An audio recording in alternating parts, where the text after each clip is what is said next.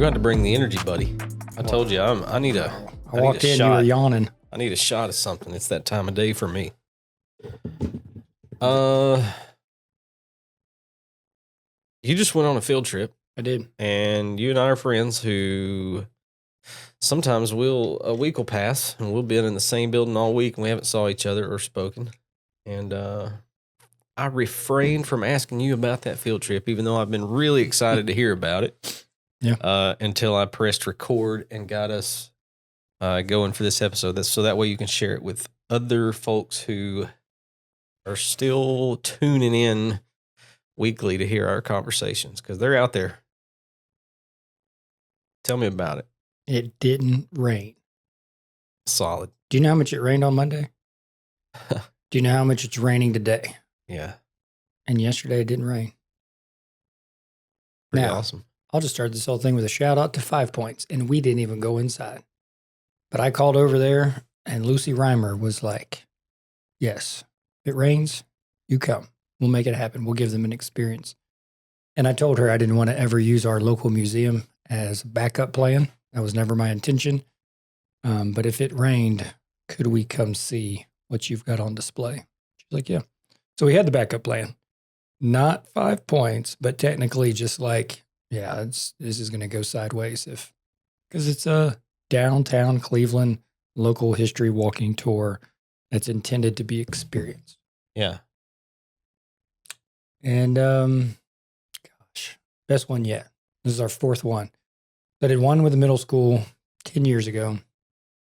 And Dr. Randy Wood at Lee had his senior seminar students dress up like the families from back in the day.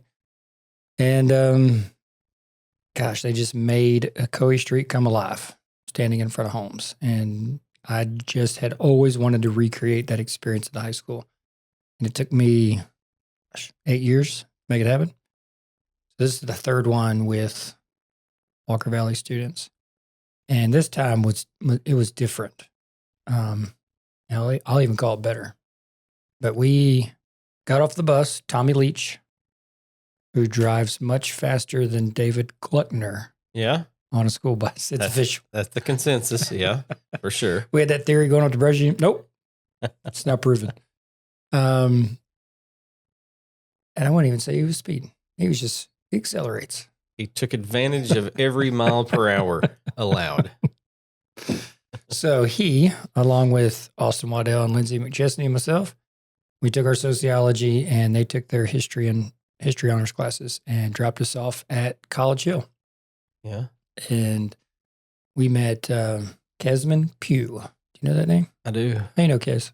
I don't know him personally. I know him through, he's just a name you see pop up on the social media. He's a big deal. He's an activist sort of in his community. He is. No sort of. He is a culinary arts specialist of some sort. I think you're sharing something I don't know. I think he even goes and train. I spoke earlier about prisoners in Bradley County that receive some sort of certification in the culinary arts. I'm 99% sure it's Kesman Pugh that facilitates and teaches that. Very cool.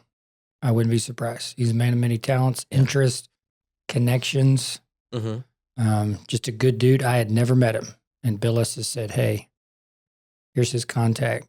Let's see if he'll meet us. And he said yes. And Bill couldn't be there right at 9. So we just hopped off the bus, handshake, and we hopped right into it. And it was very cool. Yeah. He took us right over to the College Hill historical marker of, and I told him, I've got kids on the north side of Bradley County who maybe has driven Inman Street through your neighborhood. But East Cleveland is a unique place when you talk about Bradley County. And I want this story to be told to some folks who has heard bits and pieces from me, just making sure that we know, like, the civil rights story is not just a Dr. King story. It's not just a Birmingham or a Nashville or even a Chattanooga story, but it's a Cleveland story too. Segregation was real. People enforced it for real, and people were against it for real. And that legacy, even lingers in our community. So we hopped off, and I never knew this.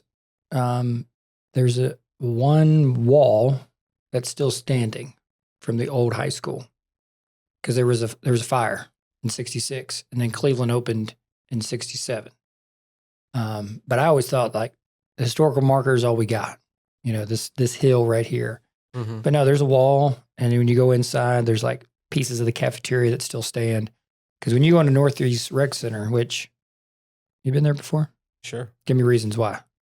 Basketball. Yeah, Kyler game. Yeah, for sure. You playing pickup? No. Because that's me. When I got to Lee, some of the best runs were on the outdoor courts at Lee, because guys from the community would show up. And that's, Cleveland wins the '97 Tennessee State Championship while I'm playing over at Lee. And those guys would come to the outdoor courts. Or, we catch wind.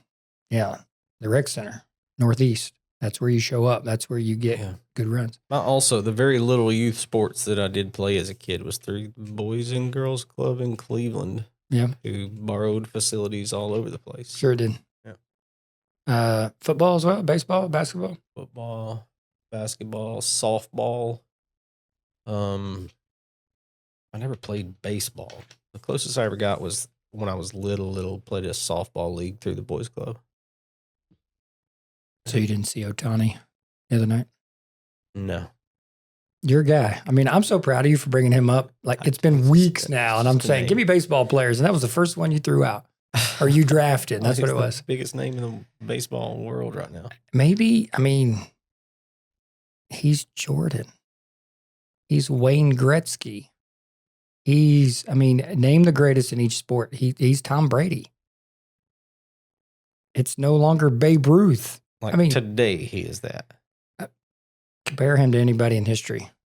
Yeah. Do we need more longevity? Do we need him to play 10 more years? Probably. The way you and I have conversations, but yeah, sure. But last week when he hit 3 home runs, pitched 6 shutout innings, and struck out 10 in the same game. And then the other night, did you know? So it went 18 innings. You knew that, right? I did. Do you know his stat line at all? Not one bit. He hit 2 home runs, 2 doubles. That's 4 extra base hits in a World Series game. And then all the way through extra innings, they intentionally walked him. One, again. Again. Like, I stayed up to watch him hit that home run. And all I kept seeing was him intentionally walked. Do you know who hit the game-winning walk-off? Home run. I don't. Former Brave. Freddie Freeman. Yes. Somebody did tell me that. Crazy is it? It's wild. All right. Rec Center. Back to Cass. That was too fascinating. That's current events. And so he took us inside, and in that cafeteria place, they've got old pictures up. And he's like, hey, these people are still alive. They're in their 80s. One of them, that's my grandma right there. It's her like elementary school picture. Mm-hmm. Then he looked in somewhere and he was like, hey, can you come out here real quick, Kay? So Kay gets off her treadmill, comes on out, and says, this is Kay's first grade picture. And she was like, yep, that's me, and points at it. That's pretty cool. Like, but understand what that means. She was in the all-black school in our tiny town that hardly ever has these conversations. Yeah. We let it stay academic. And no, not for her. I was like, hey, would you care to point at your picture? And we take your picture real quick. So we got that, but we got a ton of pictures. Mm-hmm. But what a great place to start our day. Now he said, hey, if you stand on this hill, 10 black churches within this, circle right here. Mm-hmm. And I was like, yeah, Dr. Hill at the, right across the way. This is one of our most affluent African-American women, donated her house to the church when she passed away. And that became the church that's been there for a very long time. But he said, I got keys to Pleasant Grove Missionary Baptist Church right down the way. How about we head down there? I was like, I'd love to see it. And I'd love for my people to see it. Mm-hmm. So we walked down the hill. So he's just telling us the history of the church and how significant the church is to the movement and to the community. And we were about to walk out because he wanted to show us the bell. And I said, can we have a seat? So we went in to the sanctuary and just sat. Because one of the themes of the day was, we're going to walk at a pace where we get to see and soak in things that we usually just drive by and don't even give a second thought to. So the significance of going into that sanctuary and just sitting and being there. And then Kaz, tell us something else. And then I shared a little something, and then we just had a quiet moment. And then we walked out to the bell, and it's been there for a really long time. They've even got a guy that comes and makes sure it's just continuously in working order. And rang that bell and hop back on the bus, and then went to the old woolen mill. But what a great way to start our day. It was fresh for all of us, including teachers.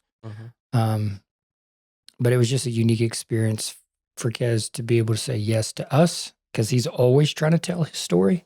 And I felt like we brought a group in front of him that, we made the commitment. We'll continue to tell the story that you tell us today. So I know there's a podcast out there. You're aware of this? This Rob Alderman. I think he's a piece of it, but I mean, is that the only thing we know about people getting their stories recorded? Because Kez said it was out there. They've done some oral history work. What else you know? Anything? No, not really. What's Rob got? Remind me. I don't remember what it's called. I've heard at least one episode, one installment, and it was all about that school. Did I also hear him interview City Councilman Avery Johnson? Does that sound right? He was the vice mayor for a long time. That's some faint memories I need to refresh and go back. Well, I'm motivated too, and just to hear those stories and be diligent in the retelling of it. So then one group got dropped off at the Old Wool Mill, and my sociology kids got dropped off at the Benjamin Cleveland statue. Yeah. Guy who never stepped foot into our county, but got his name on it. Yeah. That's where I get my hair cut over there. Of course you do. Of course you do. And you stop by Body by Hannah and get your workout in. Yeah. But it was gold, man. I mean, kids were like, I never even knew this place existed. Really? I've never seen this statue in my life. And every time you hear that, I just go, whoa, hold on. Who said that? I'm like, for real? Yep, for real. And it's like, that is why we're here. And they'd be like, yeah, cool. How long has that statue been there? Years. Now, 10 years, I don't know. But years. More than 10 years? I used to take my boys over there. I mean, and they were little. Okay. We can look it up. Yeah. If I had to guess, I'd say, why hasn't it been there 10 years? They have a concert series over there in the summer. Yeah, you ever do that? I have not. It's like every Friday night in June, I think.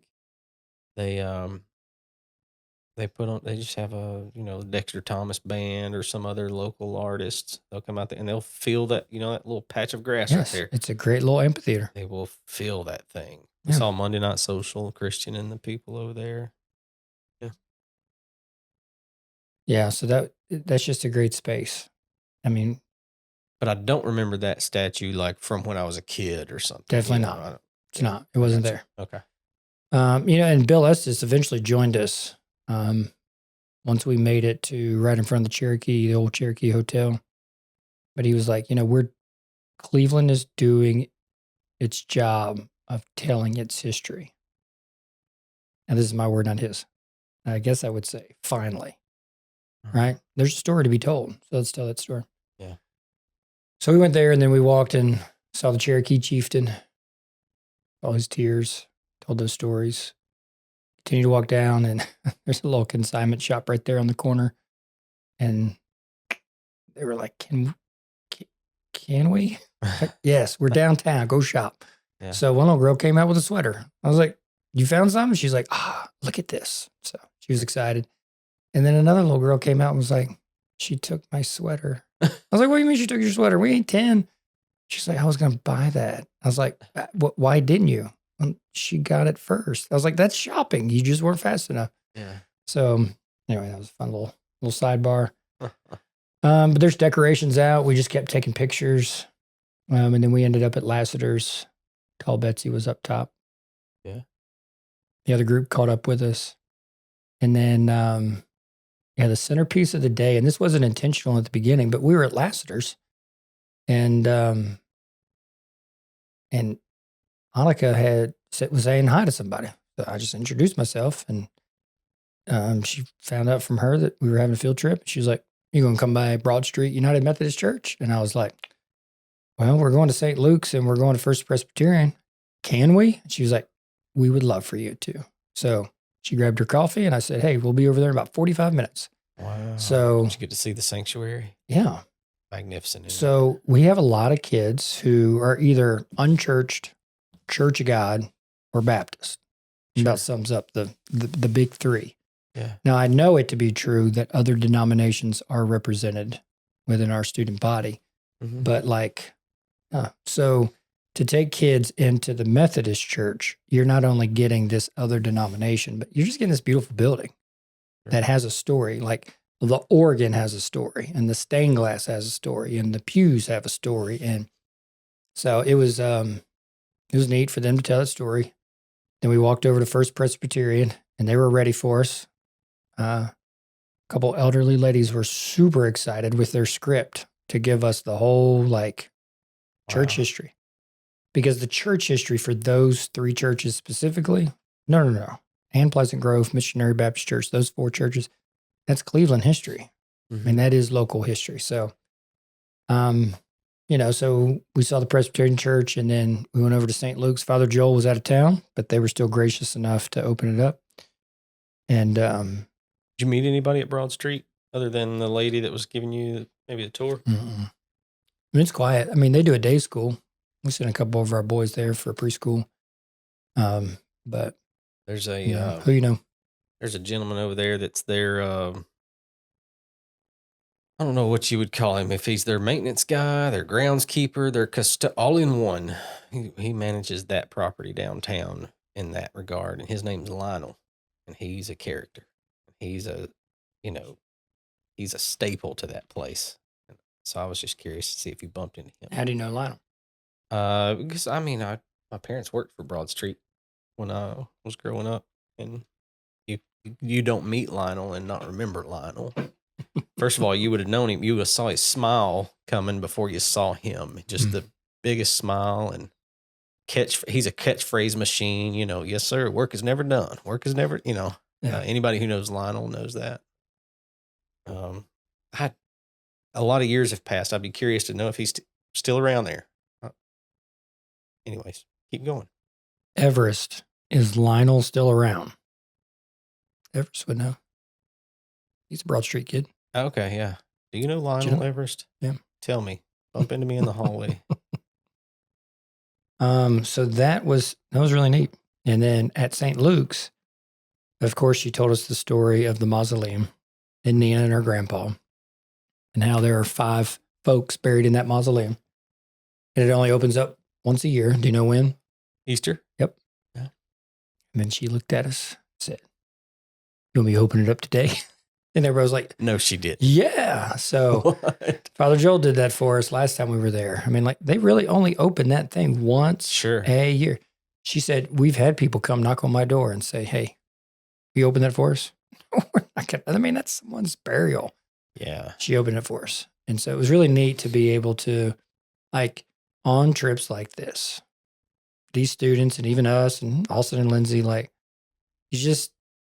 it's more difficult to take something for granted once you've already been there. It's become a piece of you. It's become a memory, because geography is biography. So once you've been to that place, it becomes part of your story. Mm-hmm. And there's no more driving by without going, "Hey, I've been there." And then you get to tell that story. So that was the gift that we gave. And kids were real receptive. So it was neat peeking in there. And they put a bouquet of flowers in there when it's open. And they just leave it. So when you walk in there, I mean, there was just this bouquet with these wilting flowers on it. So it was just a kind of a reminder where you were. Barry Engineers, Ben and Chris Barry, hosted us for lunch. So they brought in some Dos Bros, and then they were like, "I will take you on a tour, or you can just go roam this whole place." And I mean, they really So down in the basement, they used to watch movies down there. Yeah. Up top is where their offices are now, but all those bedrooms, and they were telling us, and I guess I don't remember this. We've been in that spot, but the Biltmore and that Fillauer house were being built at the same time. Do you remember him telling us that? I do not. I don't either. Yeah. And like the same hardware in the Biltmore is in that house. Mm. So it's just these really cool connections, you know. He reminded us that if you look out this window, you can see the courthouse, which is always the center of Cleveland. And so to have a house of that stature, family that affluent, right there at the center of town was a really big deal. You were saying, hey, I was a German immigrant, Fillauers, but this is now my home, and we're staking claim. And so, you know, right across the way, Fillauer Brothers, right? Those are offices. I think that was a grocery store, maybe. There was a movie theater up on that second floor as you walk around that corner. So it was neat to be reminded of some stuff, but also like just seems to be fresh every time. And I told Ben, I was like, you get better at telling this story every time. Yeah, he's an engineer. Sure, He's pretty straight laced. He's like, really? Yeah, I'm not kidding. I'm not lying to you. Yeah, he does. He gets better at telling this story all the time. So, how many kids do you have? Give you an exact number. 16, 26, 36, 39. 39. And the Tipton-Fillauer House accommodated you pretty well? Of course it did. It's a pretty big house. I mean, you could imagine like parties going on there, right? Celebrations. Yeah, that's why I kind of wanted to make that. Holidays going on. Yeah. So, you know, multiple floors, all that wraparound front porch. Yeah. I mean, all you folks out there, I mean, this is Broad Street, right down from the old post office, right next to, you know, Express is on the corner, and it's that little shop right there, Mexicanas, Botanas, something like that is right there. But yeah, man, it was just. I just want to go sit on that front porch sometime. You do. And just be there. Yeah. Just be there. Yeah. Yeah. Just watch people, watch, you know, whatever. Maybe that's a springtime thing for me. I'll go just drop in over there. You would be welcome. I think so. I know so. So, I mean, what a day. The churches ended up being the centerpiece of the trip on accident, but very purposeful. But just walking, the pace, the laughter, you know, it spit on us a couple of times, but it didn't really rain. The weather was nice, and it fulfilled its mission of getting kids off campus, getting them downtown. Yeah. And yeah, we totally encouraged phones. Look something up, take a picture. Sure. Do your best not to play a game. Yeah. Do your best not to flip through, you know, videos or whatever, you know, make something. And so today when we got back, we got on Canva and we had to share a project, magazine project, and everybody got 2 pages. So if you think you got the 2 best pictures in the world, there's your 2 pages. And if you want it to be that simple, great. Just make sure those pictures are that good. But you can collage as many pictures on a page as you want to, but you get 2 pages. So we're going to make that come alive and get that in print, spread it around a little bit, throw one to the berries, say thanks. And, you know, Bill and Kaz were very accommodating, very cool. Everybody at all the churches they love telling their story. Right. So, yeah.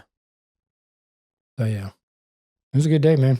You were missed. You would have had a blast. Yeah, I would have. I told, I bumped into Austin before you guys left and we was talking about, I was like, man, as long as it doesn't rain on you, it's going to be awesome. Because to me, a guy who grew up in this area, like downtown Cleveland is never more downtown Cleveland until October. And the streets are wet and it's a little bit cool and the sky's gray. That's just Cleveland, man. That's when you've walked those streets. You've been down Centenary. It's Halloween time. That's Cleveland. Leaves are turning. Hey, Johnston Park is beautiful. Yeah, that's what I've heard. Have you been there in the last couple of weeks? And just I haven't, this whole but I saw motif they got going on? Heard a lot of people, saw a lot of people talking about it. Yeah. So great place to take pictures, everybody. And then you know they're going to turn it into Christmas and it'll be a good place. Yeah. But yeah, it was another win. Huh. It was another win. No scoreboard, no competition, no losers. No. It was a win for our community. It was a win for Walker Valley. It was a win for these families and these kids to go back and share their pictures and share their stories. You get some feedback, any talk back from the students? What do you hear? Oh, it was great because today in journalism, so we've been doing our prison work because we went to Brushy Mountain, right? Same class. Yeah. So, and watching Just Mercy and just setting things up. And, there is the Walter McMillan story, but we're focused on the Brian Stevenson story. So with that being said, we looked at a TED Talk with him. We'll look at some things beyond after the Walter McMillan case, especially when he starts working with juveniles. You familiar with this part of Brian Stevenson? I don't think so. Big push after that. I mean, he's still working on, even to this very day. If I'm not mistaken, he's never married, never had kids, because his work has been his life. He's given himself to it. But juveniles getting life sentences became his next thing. So we're not going to give a 14-year-old a chance to rehabilitate. That was his argument, taking it all the way to the Supreme Court. And correct me if I'm wrong, but I believe now a juvenile cannot receive a life sentence. I don't believe so. I'd have to look this Can up. they? I don't think so, but I need to do some homework before I answer that question. Right. But I know there was a Florida case, and we'll hop back into it. That's why it's not fresh in my mind right now. Yeah. And he took on that case. He took it all the way to the Supreme Court and argued for rehabilitation, just mercy. So justice needs to be served, but justice with mercy. Yeah. I have a niece that works with City Fields now. She was with the Bradley Prevention Coalition. She's a forensic psychology master's degree, very sharp kid. She's literally a genius. She and I sat at a birthday party there the other day just talking, and you talking about juveniles getting life sentences the other day. And we were just talking, and we are at home with each other to where I can say anything I want to say, and she doesn't judge me for it. We're just two people just thinking out loud, talking to each other. And I was like, man, sometimes I wonder, and I'm saying this on a podcast now because I don't really care what most people think, but sometimes I wonder, in that same vein, if we back up and look at the 30,000 view of things, the 30,000 foot view, we at some point we built jails and prisons to keep people safe, right? To put the ugliest, the most harmful things away. I think with all my studies and exploring, that's I think at some point that was the intention. But then you have these people that we're just mad at them. As a society, we've decided what they've done is unacceptable. We're going to put them away for a while. We're going to punish them. I would like to see a little more thought put into forgiving those things. Not forgiving them as in hey, it's okay, you're all right. But if you've possessed narcotics at a certain level, man, should you really do a lifetime in jail or a large majority of a lifetime? I don't know. I'm just thinking out loud. But that makes me think of that, because juveniles, you're saying that hey, we're not gonna look at, hey, how is this person going to develop, and how is their stance on things going to change as they mature biologically, physiologically in the brain. They may be okay. Let's give them a shot to rehabilitate and take a different approach. But I guess that's what I was getting at in my conversation with her, is there's a lot of difference between a 22-year-old man and a 35-year-old man. What that 22-year-old may have thought was a good way to be or a good way of life, that may change a lot by the time he's 35. And unless he's actively dangerous to somebody, why don't we look at some things and not put these people behind bars for so long? Now, I say that. You're my friend. You know me. And I bring this up probably a lot more than I should. If we're talking the spectrum of, because I do remember that I am in Cleveland, Tennessee, we're talking the spectrum of political leanings. In every ballpark in America, I'm a conservative. I'm a moderate conservative. That means I'm not flying a Trump flag on my truck and MAGA this, MAGA that. But there are things that those people and I would agree about at times.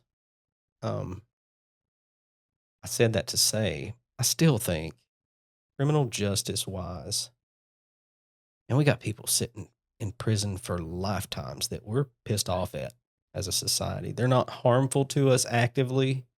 We're just mad at them. You disagree with that statement? I mean, it's a big statement you just made. Yeah, I know it is.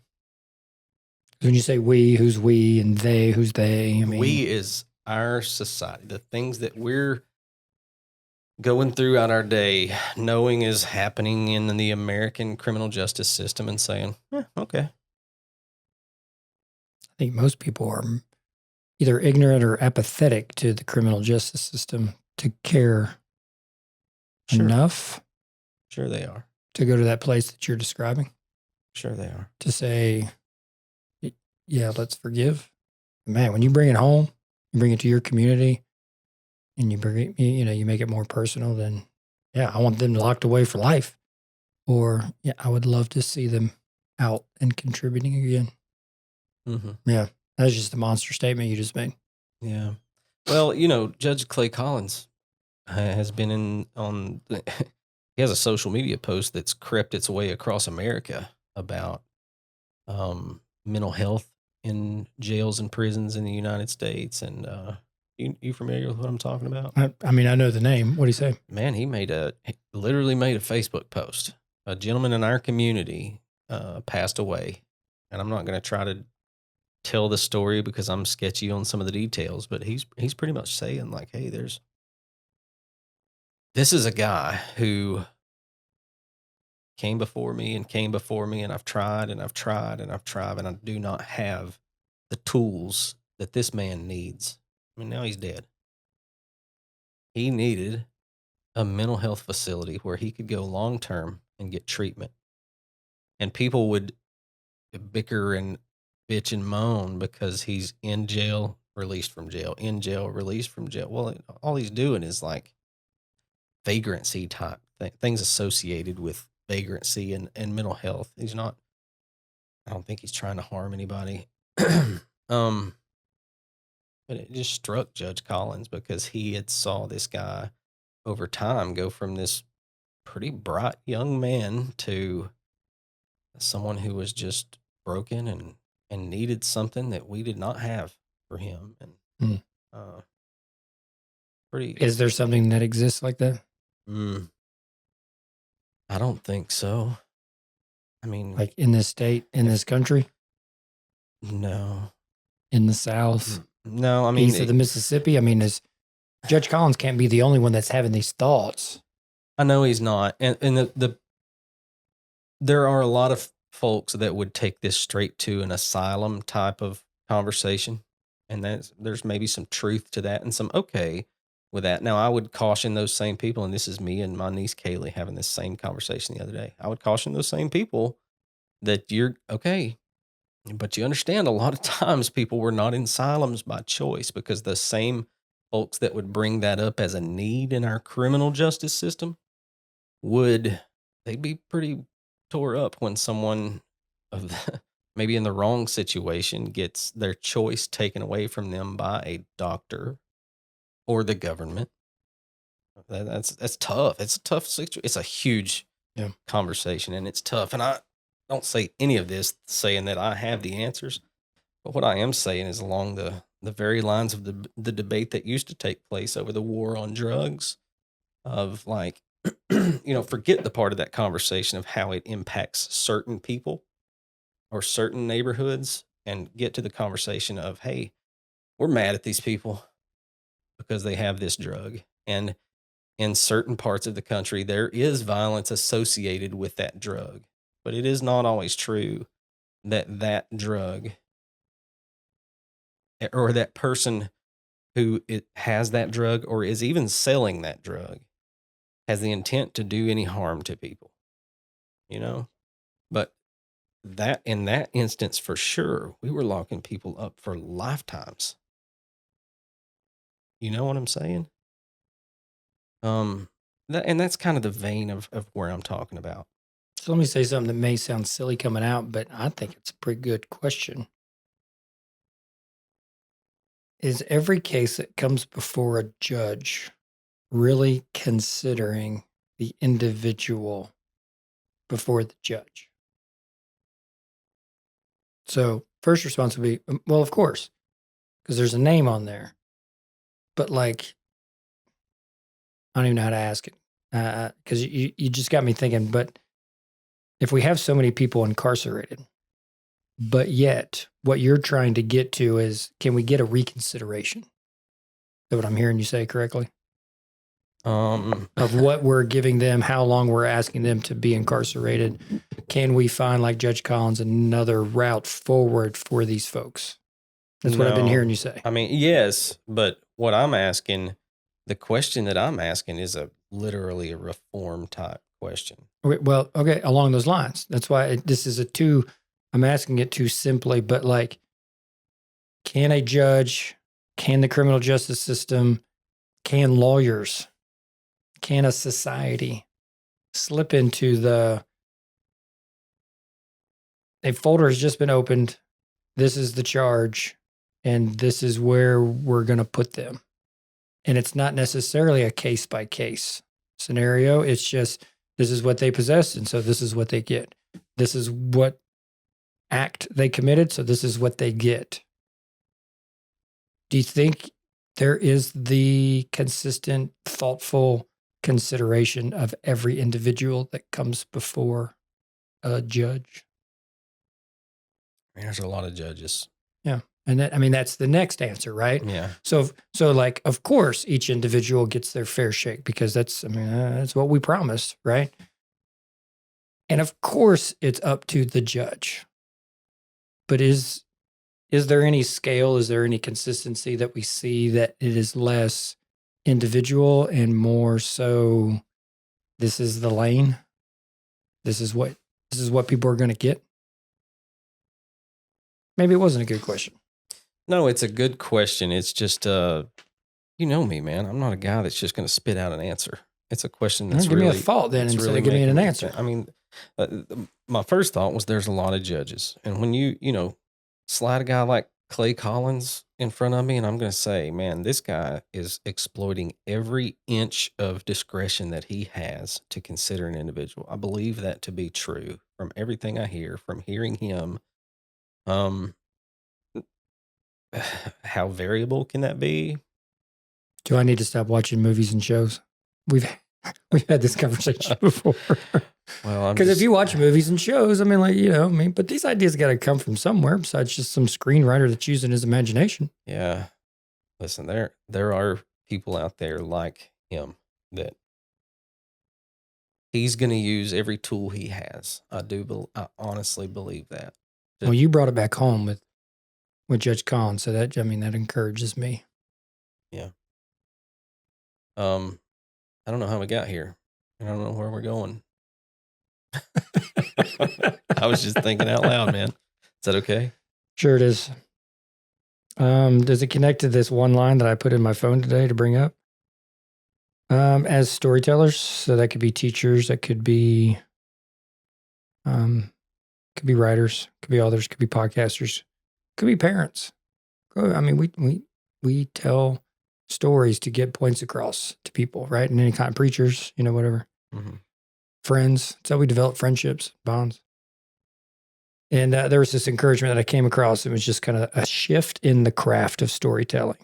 Stop trying to deliver the meaning and start creating conditions where meaning grows.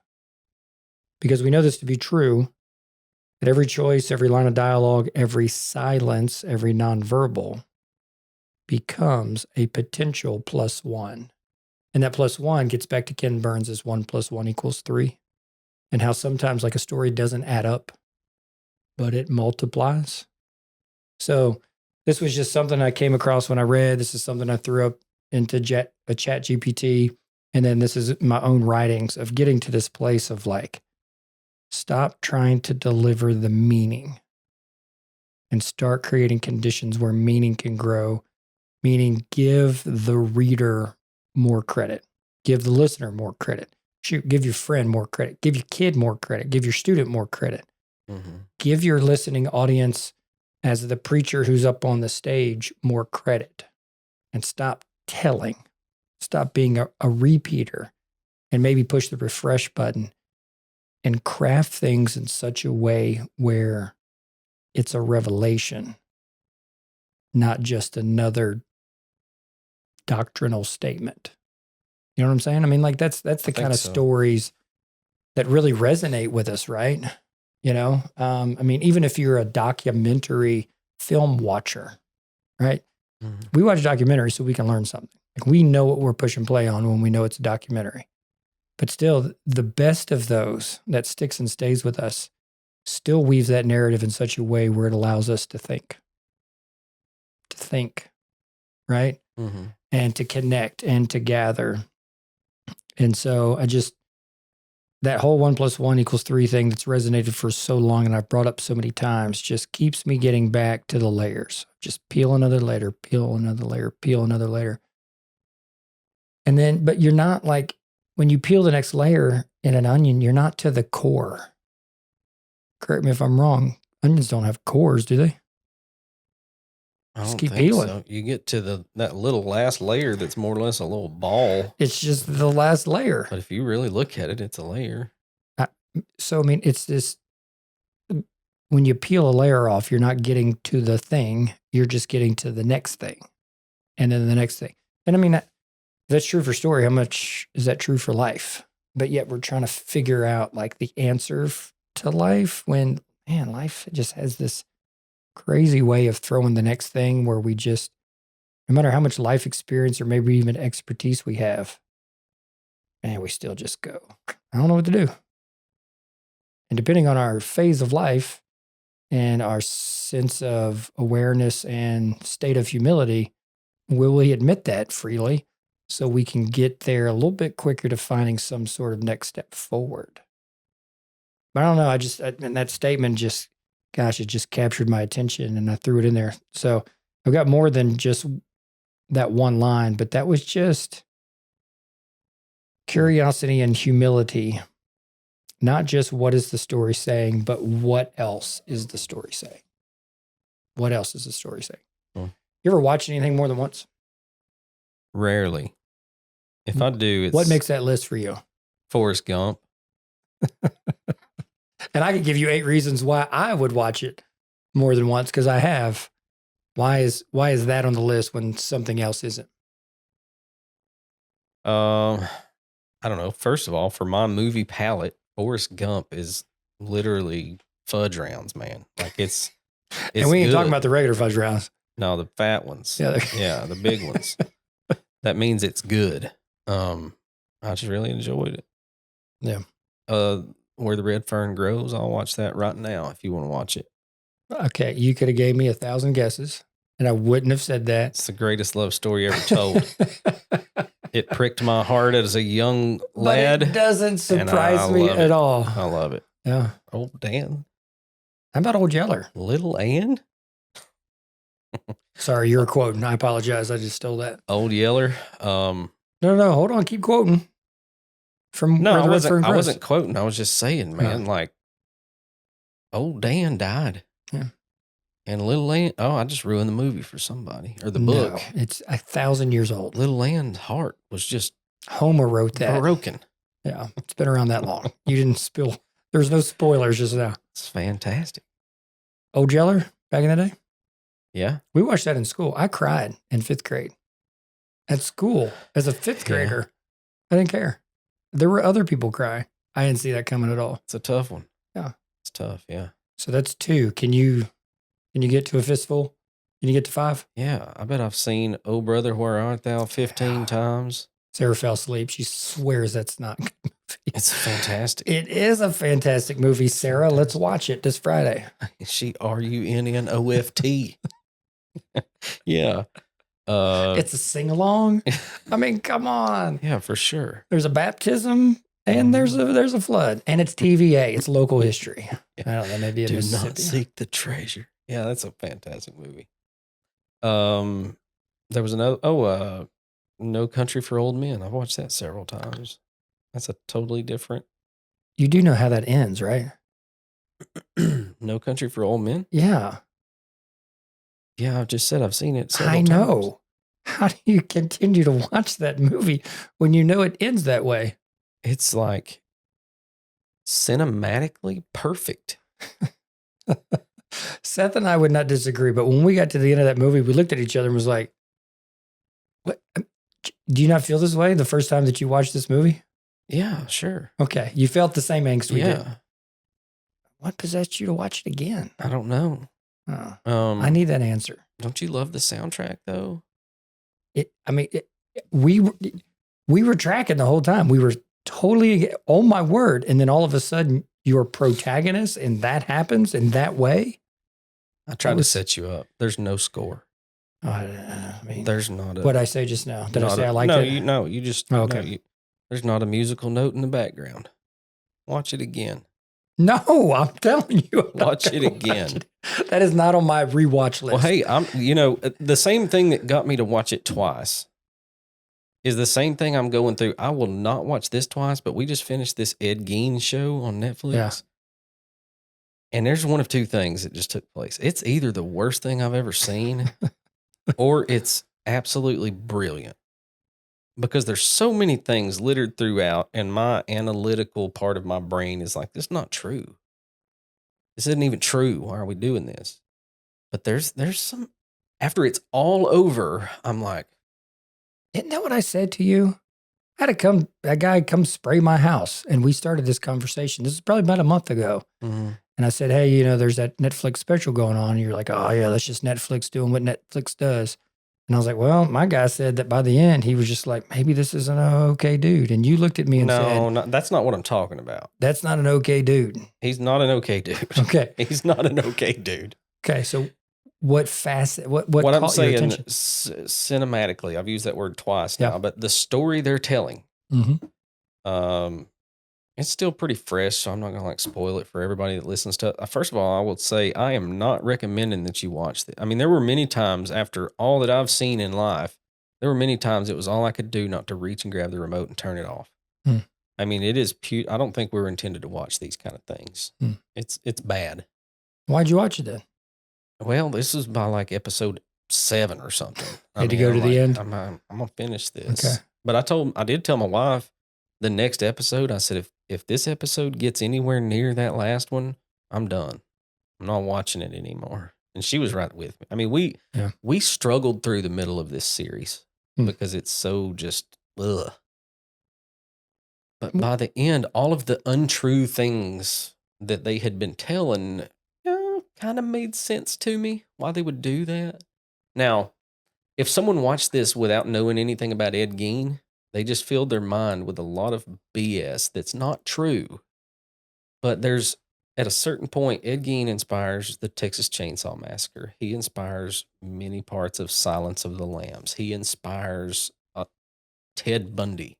He inspires all these people. And it's like, most of it, now he's a sick individual, literally sick. But a lot of the things that he inspired them to was from them polishing, or how we polish people or we destroy them. They kind of took what he was and exploded it into this thing that he was not. That makes sense? No, because I haven't seen this. Well, and I don't really know this story. Yeah.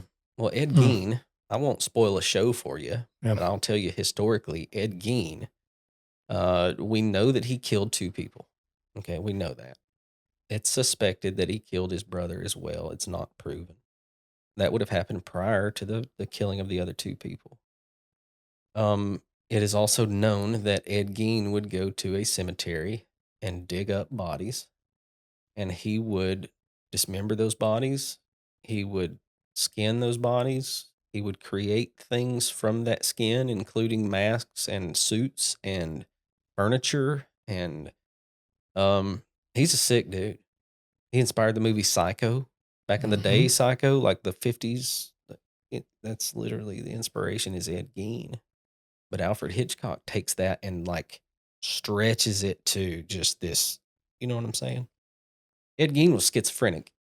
Ed Gein, by anybody who ever knew him, you would have never believed that he's doing these things. So I can see where you're your exterminator guy was saying, he's kind of a good, because there is this, if you have those heartstrings there at the end, you sort of see the big picture of his 70 some odd 80 years of this guy's, he is literally a sick individual. And that is true. But there's no telling how many dead bodies he dug up and dismembered and danced around in their skin and dressed in a dress and makeup. And it's all the weird, it's as weird and gruesome as you could imagine. Whew. So you're not watching that one again, huh? But he never hurt anybody with a chainsaw. He never. So how is that inspired? That's what I'm saying. Oh, okay. I mean, some of these guys would take some inspiration from him and take their artistic freedom and go wild with it. We got here because you asked me if I ever watched anything multiple times, and I got to the end of my list, and Ed Gein will not be one of them. But yeah, No Country for Old Men is one of them. It's very high on my list of my favorite films ever. Very high. I don't know why. No, it's a great movie. Every scene is great. The cast, come on. Yeah, the cast. I mean, it's, so, but just the way it ended, it was tough. I wanted it to be like 30 minutes longer, and I wanted some but I'm different not mad resolution. At it. I'm not mad at it. I don't know. Seth, are you mad? But because I don't think I'm. You just said angsty. Layers. Angsty. Okay, when Jason Isbell writes a song, I don't want him to be so vivid that I know exactly what he meant. I want it to mean something to me today and be like, huh. And then a year from now, go, is that really what he means? I feel like you're bringing my words right back to me and laying them right on the table. I mean, when you were saying those words, that's the thoughts I'm having. So if No Country for Old Men, if they give me a narrative at the end listening. and say, what happened? 20 years later, Tommy Lee, his character went on to... I need some curiosity. I need some wonder. You're about to make me watch it again. I need that ... at the end. All right. Maybe 20 years from now, they'll revive this story. I don't know. Caleb, Isaac, Sarah, come watch this movie with Seth and I. There are movies that I have been mad at the end. I can't think of any of them right now. But yeah, but so my first place probably I would go with this whole idea was like Inception. You ever watch Inception? I don't. First of all, that you talk about layers. I mean, that is layers. You don't know this movie? I'm bad with movie titles unless I'm really familiar with the movie. DiCaprio. I mean, we're going inside someone's brain. This I'm inside always someone's brain. This is not Shutter Island. No. Is that DiCaprio? Yeah. Okay. Yeah. Then I don't think. Okay. At the end, there's this thing. Mm-hmm. And you're watching and you're waiting and you're watching and you're waiting and you're still waiting. And then the credits roll. Yeah, that's what I mean. So I am going to gather meaning. I'm the one who's going to take that in. I'm going to be the one who throws that at the person across the room who just watched this with me and go, and then we're going to come up with our theories, right? So maybe I might do a little rewatch of No Country for Old Men and like go that direction with that. I love it. I'll come back to you. You got to give me one more. Movies that I've seen multiple times. Yeah. Mm-hmm. Gosh.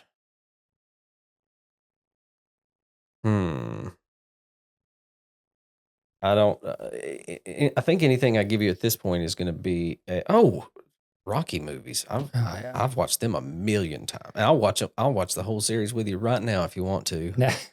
Yeah, I mean, from one all the way through the Creed franchise because they are made great by that Rocky story. Yeah, I think so too. I'm in love with those movies for sure. Yeah. Shawshank on that list. Shawshank, I'm not as familiar with as you want me to be. I need to sit down with no distractions as an adult movie watcher and watch this through because I think most of what I've picked up of Shawshank has come on like the TV versions and I've watched a bit here and there and sort of have put it together. I'll watch that one with you. But I need to sit down That's a good one. Lock in and watch it. Inception is a good one. Yeah, give me one more that you will not watch again. Can you do that? Almost any other movie that I've watched. I will not watch RoboCop again. Not the original. Rob, I don't know. Hey, while we're here, Yeah. can I ask Seth a question? Have you Yeah. seen Running Man? Has Seth seen the original Running Man? Have you seen it? I don't think I have. All right, you got to go watch it. It's going to be about the same time frame as RoboCop. Yeah. But it's Arnold Schwarzenegger literally in a video game. Like he's sentenced to like this real life gladiator, you survive, you live. If you don't, you die kind of thing. You know, there's a 2025 Running Man. That's why I'm bringing it up. I just saw a trailer. And I will definitely be watching that just because. Old Glenn Powell, he's everywhere. But I know we're doing this this RoboCop thing. I still need to watch the 2014. But Running Man, that's one I saw as a youngster, and I would watch the new one just to kind of throw it back. I want to go rewatch Running Man just to. I think it's going to be as bad as I think. So, like, how have I not seen this? But I've seen Terminator. Was it Schwarzenegger or was it Total Stallone? Recall? No, it's Schwarzenegger. I'm looking at it right now. Okay. RoboCop, Last Action Hero, Commando, Predator. I watched everything from back in the day. Now, don't mix my words and say I liked it as a young. No, I'm just saying. But I saw it. Okay, what year is this set? Back in Running Man? Yeah. Probably. It's set in probably 2032 or something. 2019. Wow. Okay. In the year 2019, America is a totalitarian state where the favorite television program is The Running Man. We may have to watch it just for that. Yeah. Wow. There you go. Pretty cool. That's crazy. I mean, this is like 1987's version of Squid Game. Was it 87? Yeah. So it's the same year as RoboCop. Yeah. Did you watch Squid Game? I watched the first Squid Game. Yeah. I haven't watched anything past that. This feels like that.